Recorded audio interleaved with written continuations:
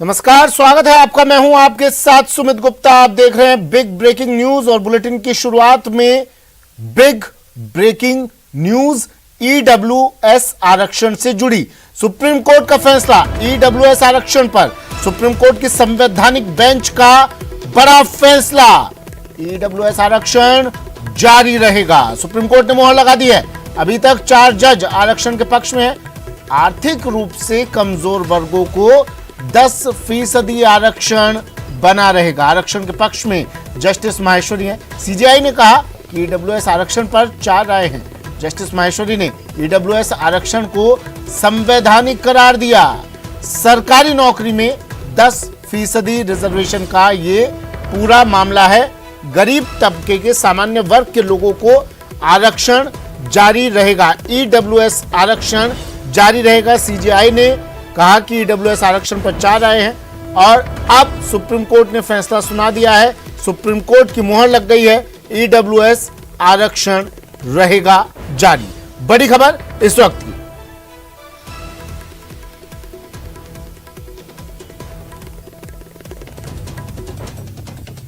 सात दिनों तक सभी पक्षों को विस्तार से सुना गया, तसल्ली से सुना गया। उसके बाद यह फैसला सुनाया गया।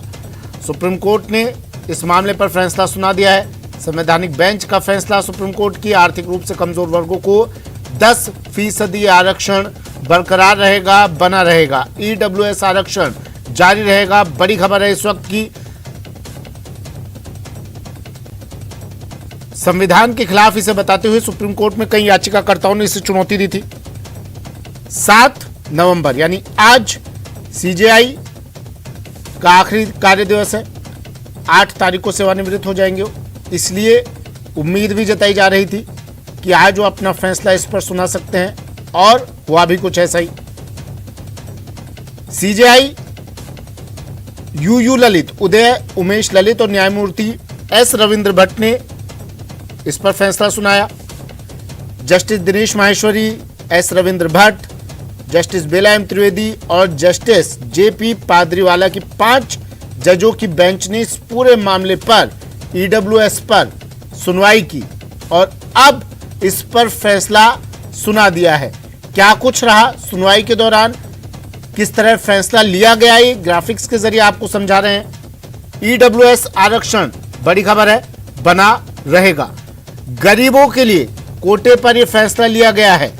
विरोधी पक्ष ने कई तर्क दिए। क्या तर्क थे ये भी ग्राफिक्स के जरिए बता रहे हैं।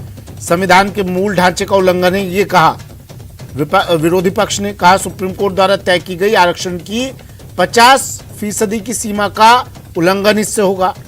आरक्षण का उद्देश्य गरीबी से ऊपर उठाना नहीं है, बल्कि वंचित वर्ग का प्रतिनिधित्व करना, ये कहा उन्होंने।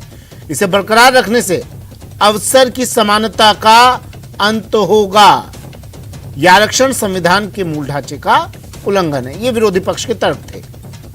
गरीबों के लिए कोटे पर ईडब्ल्यूएस पर फैसला, सुप्रीम कोर्ट का बड़ा फैसला। आरक्षण का उद्देश्य गरीबी से ऊपर उठाना नहीं है, यह कहा विरोधी पक्ष ने।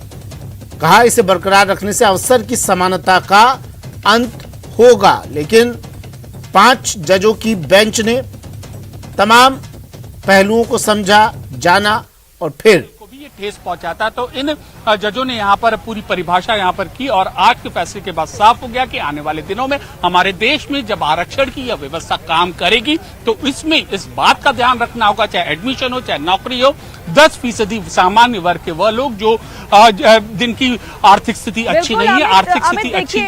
बहस लगातार चल रही थी। ये जो पूरी बहस थी वो इसी बात को लेकर थी कि जो आरक्षण दिया जा रहा है उसमें अभी तक सिर्फ सामाजिक पिछड़ेपन को ही शामिल किया जाता रहा है, आर्थिक पिछड़ेपन को शामिल ना किया जाए, क्योंकि कहीं ना कहीं ये जो 50% का जो वो स्लैब फिक्स किया गया था उसके साथ एक छेड़छाड़ है। लेकिन ये भी समझना जरूरी है कि आखिर जब सुप्रीम कोर्ट ने आज ये फैसला सुनाया तो उसमें इस बात को लेकर क्या जजों के मत थे, उन्होंने क्या राय रखी कि 50% का जो स्लैब फिक्स किया गया है ये उसके साथ किसी तरह से कोई छेड़छाड़ नहीं है जब ईडब्ल्यूएस ये आरक्षण दिया जा रहा है 10% का।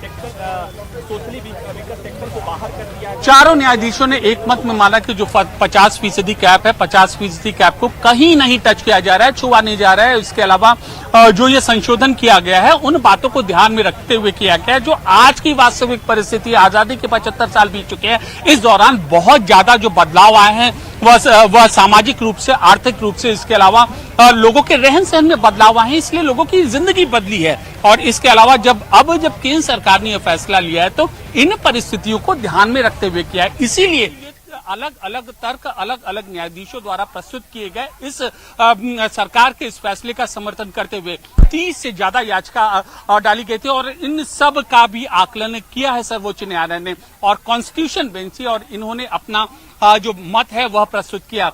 इन्होंने 3-4 चीजें यहाँ पर साफ की कि संविधान की मूल भावना को यह 103वां संशोधन ठेस नहीं पहुंचा रहा है। दूसरा, यह अंतहीन प्रक्रिया आरक्षण नहीं हो सकती है। अगर आरक्षण की हमें उस कॉज पर जाना चाहिए कि आखिरकार आरक्षण क्यों दिया जा रहा है। तीसरा कि जो 50% जो अभी मौजूदा आरक्षण की जो व्यवस्था चल रही है उसको उन वर्ग के लोगों को मजबूत बनाने के लिए संबंधित सरकार द्वारा कदम उठाए जाने चाहिए। चौथा, आखिरकार समानता की व्याख्या क्या है। समानता की व्याख्या यही है कि समाज के हर लोग को उचित प्रतिनिधित्व मिले, उचित हालात में मिले और उनको अपॉर्चुनिटी, जिसको हम इंग्लिश में कहते हैं, उचित अवसर मिले अपना जीवन व्यापन का। तो इस तरीके से जो नया ये 103वां जो अमेंडमेंट था वो ये अवसर प्रदान करता है इन बदली हुई परिस्थितियों में कि कैसे अपना जीवन व्यापन करने के लिए इंसान के पास अपना मौका हो सकता है। और 7 दिन तक इस पूरे के पूरे मामले की विस्तृत सुनवाई चलती रही, जिसके बाद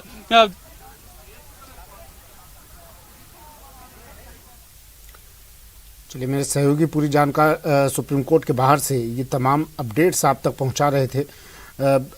देखिए, एडमिशंस और सरकारी नौकरियों में ईडब्ल्यूएस यानी आर्थिक रूप से कमजोर वर्गों को आरक्षण का मामला है। ये कहा था कि समानता की जो परिभाषा है, इक्वालिटी, जिस तरीके से इनइक्वालिटी की जो के प्रिंसिपल्स हैं वो डिप्राइव्ड लोग के ऊपर लागू होते हैं, उसी तरीके से इक्वालिटी के प्रिंसिपल्स यानी कि हर किसी को समान जीवन जीने का अधिकार है। और अब जब उस वक्त आरक्षण की व्यवस्था लागू की गई थी उस वक्त उन लोगों की स्थिति ठीक नहीं थी। अब 75 साल बीते गए, इतना समय बीतता गया, तमाम परिस्थितियां बदली, तो ऐसे में कुछ वर्ग उभर कर आए सामान्य लोगों में भी जिनकी आर्थिक स्थिति अच्छी नहीं थी, तो ऐसे में उनके लिए यह उठाया गया कदम है।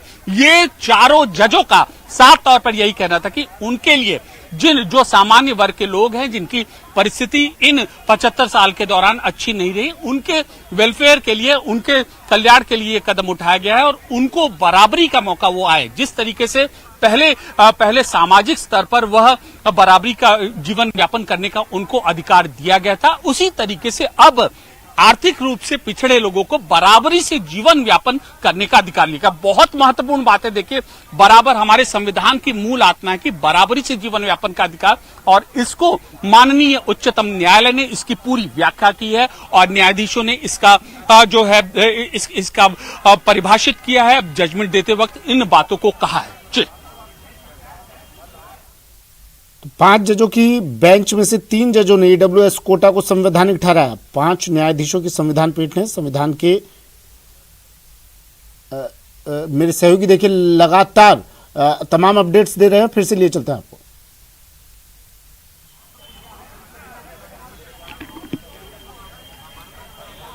दिल्ली से जुड़े हुए हैं लगातार मेरे सहयोगी, फिर से उनसे जानेंगे कि आखिर फैसले में आज क्या कुछ रहा, किस तरह से सुनवाई हुई।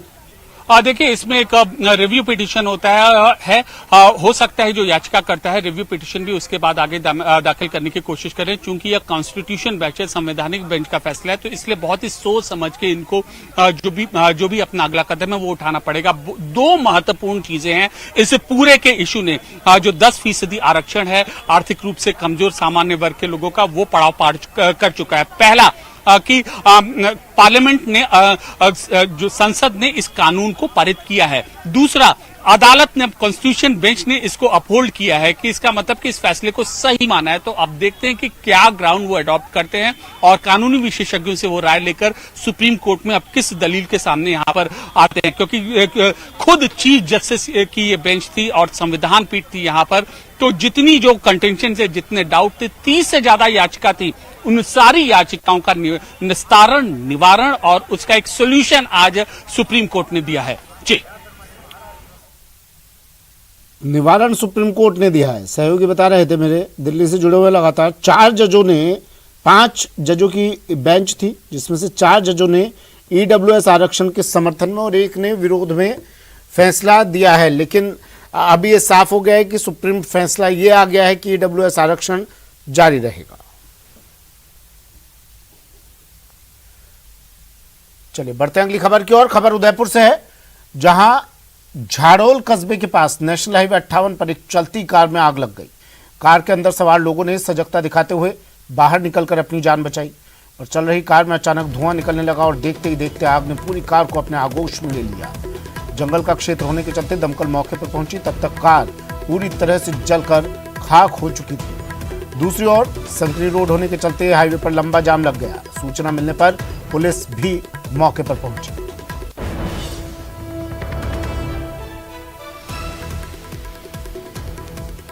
तस्वीरें देखिए टीवी स्क्रीन पर, चलती कार में आग। उदयपुर से खबर है, झाड़ोल कस्बे के पास नेशनल हाईवे 58 पर यह हादसा हुआ और कार पूरी तरह जलकर खाक।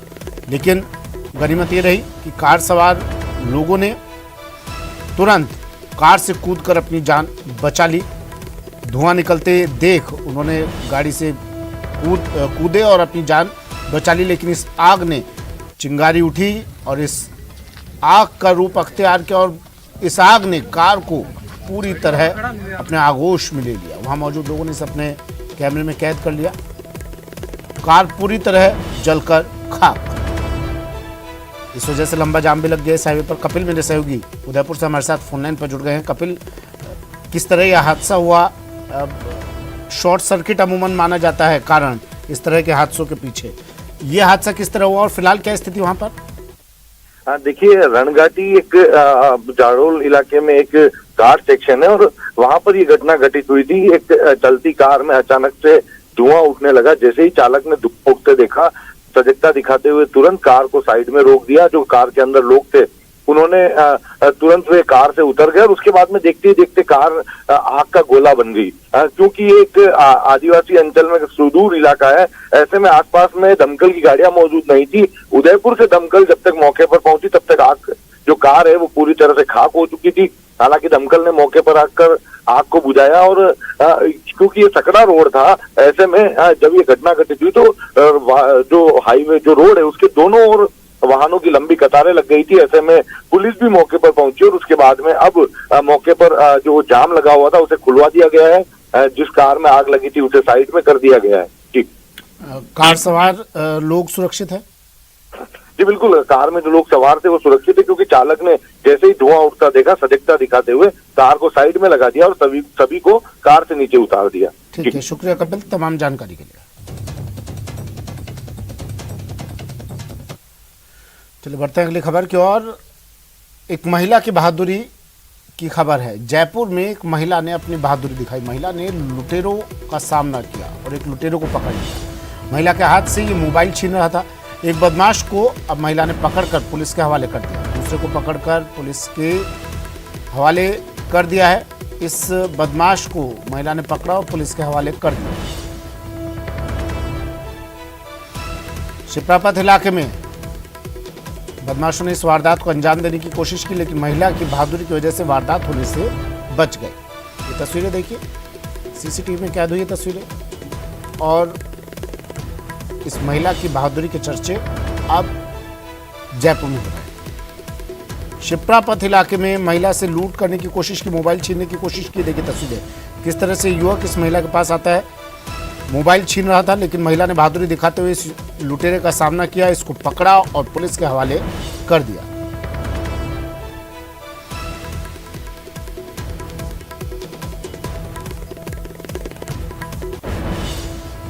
जयपुर से बड़ी खबर, विष्णु मेरे सहयोगी फोनलाइन पर जुड़ गए। विष्णु, क्या मामला पूरा? विष्णु, आवाज सुन पा रहे मेरी आप? जी, क्या पूरा मामला है विष्णु? ये महिला की बहादुरी के चर्चा अब हो रहे हैं।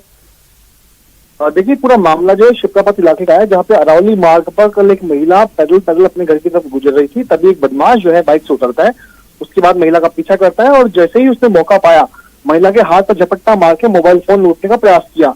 ऐसे में महिला ने भागने और चिल्लाने के बजाय तत्काल बदमाश के पीछे महिला दौड़ी और उसने बदमाश को दबोच लिया, लेकिन आपसी संघर्ष के बीच में महिला जो है वो गिर पड़ी, लेकिन उसने बदमाश का पैर जो है वो पकड़े रखा। इस बीच महिला के चिल्लाने की आवाज सुनकर के आसपास के जो युवक थे, कॉलोनी में रहने वाले लोग थे, वो दौड़ करके आए और तत्काल एक बदमाश को पकड़ लिया, लेकिन जो बाइक सवार जो दूसरा बदमाश था वो भागने में कामयाब रहा। लेकिन सूचना मिलने पर पुलिस मौके पर पहुंची। उसके बाद एक जो है युवक जो है बदमाश जो है उसको पुलिस ने डिटेन कर लिया, जबकि दूसरा जो बदमाश है वो अभी तक पुलिस की गिरफ्त से दूर है। वहीं पर पुलिस का ये कहना है कि इस पूरे जो मामले में जो जिस महिला के साथ वारदात हुई थी, चाहे मोबाइल स्नैचिंग की वारदात हुई थी, वो महिला अभी तक पुलिस के सामने नहीं आई है। वहीं पर लोगों का आरोप ये था कि पुलिस तक महिला पहुंची थी, लेकिन वहां पर कार्रवाई नहीं की गई, उसको वापस से वहां से लौटा दिया गया। जी ठीक है, शुक्रिया विष्णु तमाम जानकारी के लिए।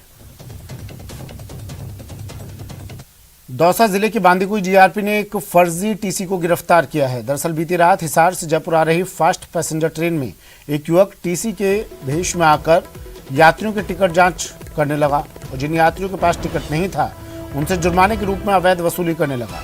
जैसे ही कुछ यात्रियों को टीसी पर शक हुआ तो उन्होंने आई कार्ड मांग लिया, जिसके बाद वो टालमटोल करने लगा तो लोगों ने टीसी की पिटाई कर दी। इसके बाद यात्रियों ने फर्जी टीसी को बसवा स्टेशन पर स्टेशन मास्टर को सुपुर्द कर दिया, जहां से जीआरपी पुलिस ने आरोपी फर्जी टीसी राहुल को गिरफ्तार कर लिया।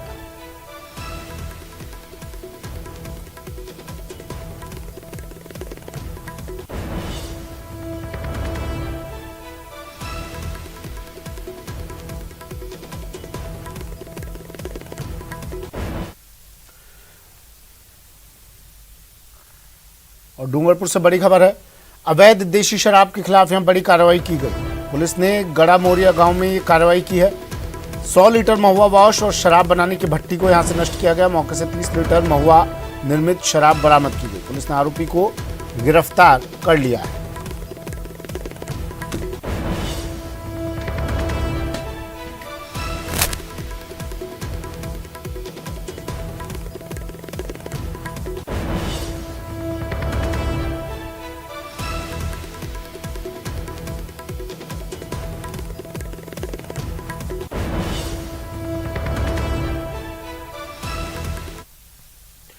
खबर कोटा से है। कोटा में कोचिंग करने वाले अपने बेटे से मिलने आए हैं। यूपी के एक व्यक्ति की ऑटो में बैठने के बाद जेब काट ली और 30,000 रुपए पार कर लिए। ऑटो चालक समेत अन्य बदमाशों ने मिलकर वारदात को अंजाम दिया और फरार हो गए। ऑटो चालक ने ऑटो खराब होने का बहाना बनाकर यात्री को बीच राह में उतार दिया और जिसके बाद पीड़ित ने विज्ञान नगर थाने पहुंचकर शिकायत दर्ज करवाई। जानकारी के मुताबिक ऑटो में साथ में बैठे दो बदमाशों ने ब्लेड से कट लगाकर उसकी जेब में रखे रुपए निकाल लिए। आरोप है कि इन दोनों से ऑटो चालक मिला हुआ था, जिसने चोरी के आरोपियों को थोड़ी दूर पर जाकर उतार दिया था। वो थोड़ा आगे चला तो दो लड़कों को उसने आगे बैठा लिया। उसके बाद उसने आगे चल के वो गवर्नमेंट कॉलेज के पास दो सवारियों को उतार दिया। थोड़ा आगे चला तो उसने कहा हवा में टायर में हवा कम है तो वो आप लोग पीछे आ जाइए। लड़के आगे बैठे थे, वो लड़कों को मेरे बगल में बैठा दिया और टेम्पू का झटका जोर जोर से मारा उसने 2-4 बार। तो बोला इसमें हवा कम हो रही है, आप ज़रा खिसक जाइए इनके बगल में, नहीं टायर निकल जाएगा, इसका बोल्ट निकल जाएगा। अंकल जी आप इसको एंगल को पकड़ लो। तो मैंने जब उसमें झटका लगा तो मैंने एंगल भी पकड़ा और 100 कदम नहीं चल पाए होंगे। उसने कहा कि वो निकल गया बोल्ट, आप उतर जाइए। भारत कृषि प्रधान देश है, वहीं किसान अपनी रोजी रोटी के लिए पूरे साल खेतों में लगा रहता है। सरकार किसानों को कई तरह की योजना का लाभ देने के लिए तत्पर रहती है, लेकिन वो लाभ किसानों तक नहीं पहुंचने के कारण किसान खुद को ठगा सा महसूस करता है। मामला सिरोही जिले से है, जहां के जावाल गांव के किसान ने अपनी फसल खराब होने से फांसी लगाकर अपनी जीवन लीला समाप्त कर ली। बता दें कि किसान लसाराम ने अपने खेत पर लाइट समय पर नहीं आने से दुबई समय पर नहीं होने के कारण पूरी फसलें उनकी चौपट हो गई। इसकी चिंता में पीड़ित ने फांसी का फंदा लगाकर अपनी जीवन लीला समाप्त कर ली।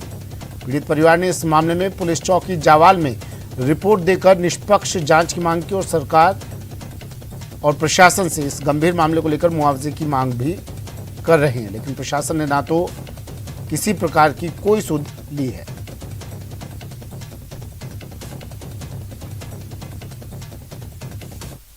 झंडू के जावाल में देखो हिमन के कोई लाइट डीजे बदारी है ही नहीं। देखो राइला बगड़िया सब बहुत दिन बनी कुछ ऑपरेशन बेन न कोई मनन तो कीस नहीं न बनी पाव खादो। अच्छा, सब लाइट आवती नहीं थी। अब कलेक्टर को ज्ञापन भी देने गए थे किसान लोग? हाँ सब सरकारें आई तो पुलिस वाला सब आई था बटे मौका माते। बाकी कोई के लाइट बदारी कोई बदारी की दिन नहीं है। पीसीसी चीफ गोविंद सिंह डोटासरा झुंझुनू के चिड़ावा दौरे पर रहे। उन्होंने चिड़ावा में एक शादी समारोह में शिरकत की। पीसीसी चीफ गोविंद सिंह डोटासरा ने शादी में शिरकत करने के बाद पत्रकारों से बातचीत करते हुए कहा कि भारत जोड़ो यात्रा राहुल गांधी जिस उद्देश्य से निकाल रहे हैं उसको जानना जरूरी है। पिछले 8 सालों में देश में नफरत, डर, बेरोजगारी, महंगाई को लेकर कोई सुनने वाला नहीं है। इतनी लंबी यात्रा देश में पहली बार निकल रही है। उन्होंने केंद्र सरकार पर निशाना साधते हुए कहा कि प्रधानमंत्री नरेंद्र मोदी को सुशासन को लेकर यात्रा निकालनी चाहिए। भारत जोड़ो यात्रा को लेकर कहा कि राजस्थान में ये यात्रा ऐतिहासिक होगी। भारत जोड़ो यात्रा राहुल गांधी जी किस उद्देश्य के लिए निकाल रहे हैं, उद्देश्य देखना पड़ेगा आपको कि जो 8 साल में देश में नफरत फैला है, जो डर का माहौल है, जो बेरोजगारी है, जो महंगाई है, उन सब की कोई सुनने वाला नहीं है। तो एक यात्रा के माध्यम से इतनी लंबी यात्रा देश में पहली बार निकल रही है और मोदी जी में हिम्मत है तो उनको भी निकालनी चाहिए। वो सुशासन के लिए निकालें, अगर सुशासन उन्होंने दिया है तो मैं समझता हूँ कि ये यात्रा राजस्थान में ऐतिहासिक होगी। 3 दिसंबर के लगभग हमारी यात्रा है। हमारे जो मंत्री वगैरह हैं वो संगठन के लोग हैं, उस यात्रा के रूट को चेकआउट कर रहे हैं और कल मैं जाऊंगा। और लाल बहादुर शास्त्री जी के पोते हैं वो इसके कन्वीनर हैं, तो वो कल आएंगे। हम 2 दिन उनके साथ में विचार विमर्श करेंगे, प्लानिंग करेंगे आगे की। और लाखों लोग राहुल गांधी जी के स्वागत में इस यात्रा के माध्यम से जुड़ेंगे। अंतर्राष्ट्रीय पुष्कर मेले में कार्तिक माह की ब्रह्म चतुर्दशी के मौके पर पवित्र सरोवर में संतों का शाही स्नान हुआ। कल पूर्णिमा पर पड़ने वाले चंद्र ग्रहण के चलते ब्रह्मा मंदिर के पट सुबह से लेकर शाम तक बंद रहेंगे। ऐसे में संत आज ब्रह्म चतुर्दशी पर अपने आश्रम से पैदल रामधुनी निकालते हुए सप्तऋषि घाट पहुंचे और शाही स्नान कर कार्तिक माह की एकादशी से पूर्णिमा तक होने वाले पंच तीर्थ स्नान का धर्म लाभ कमाया।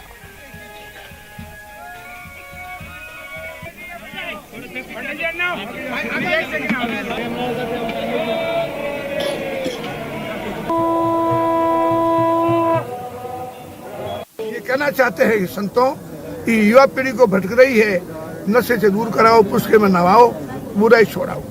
और भक्तों को कहना चाहता हूँ पुष्कर सरोवर है, इसमें गंदगी ना डाले, प्लास्टिक ना डाले, अन्न नहीं डाले, नगर नहीं नहावे।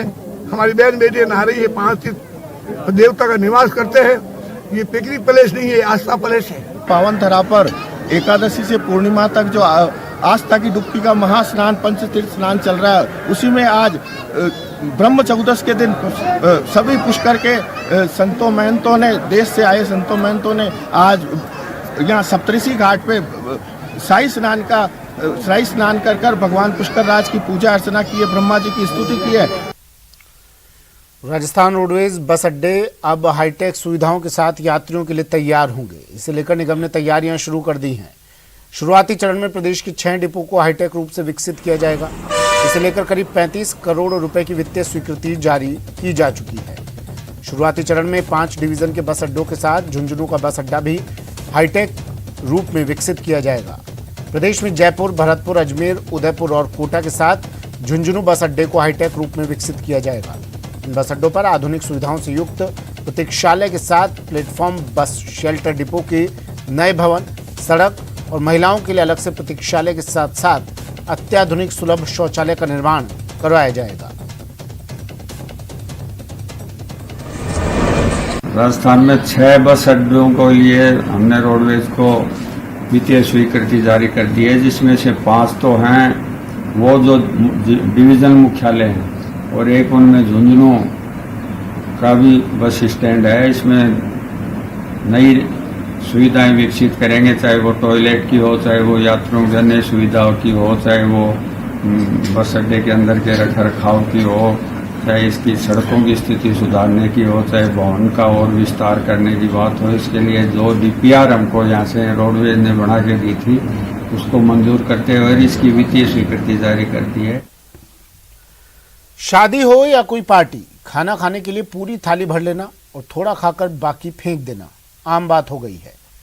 वर्तमान में बुफे सिस्टम के दौर में तो ये आदत और ज्यादा हो गई है।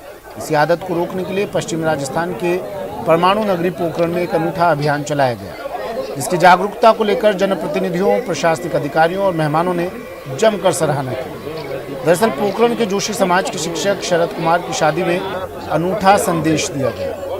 शादी में बड़े बड़े पोस्टर लगाकर स्वस्थ भारत अभियान, बस एक ही सपना, पॉलिथीन और नशा मुक्त हो भारत अपना, ये स्लोगन लिखे नजर आए।